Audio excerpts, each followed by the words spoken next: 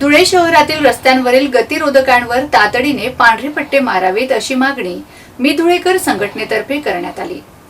संघटनेचे अध्यक्ष निरंजन भतवाल यांच्या नेतृत्वाखाली धुळे मनपाचे अतिरिक्त आयुक्त करुणा डहाळे यांना या संदर्भाचे निवेदन देण्यात आले।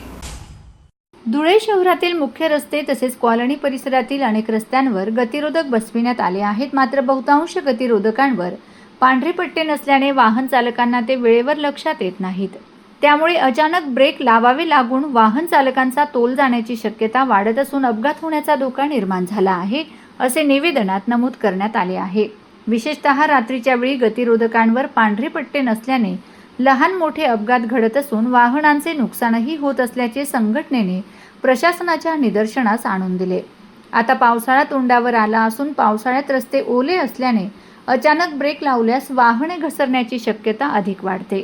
त्यामुळे पावसाळा सुरू होण्यापूर्वी शहरातील सर्व गतिरोधकांवर तातडीने पांढरे पट्टे मारण्यात यावेत अशी मागणी करण्यात आली आहे। यावेळी मी धुळेकरचे अध्यक्ष निरंजन भतवाल, दिनेश वाघ, छोटूभाऊ पोद्दार, फरदीन शेख, आफ्रिदी शेख आदी उपस्थित होते। आता लवकरच पावसाळा सुरू होणार आहे आणि धुळे शहरात ठिकठिकाणी गतिरोधक म्हणजेच स्पीड ब्रेकर बनवण्यात आले आहेत।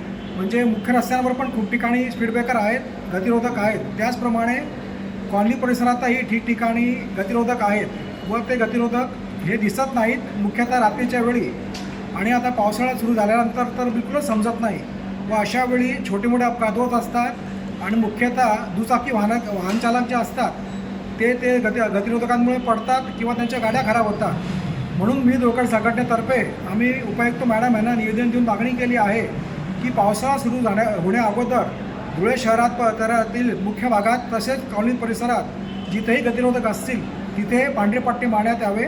त्यामुळे भविष्यात होणारे अपघात किंवा इजा किंवा वाहनांची होणारी दुर्दशा याच्यावर आळा घालता येईल आणि त्यासाठी त्यांनी ताबडतोब त्याच्यावर ॲक्शन घेण्याचे आम्हाला आश्वासन दिले आहे।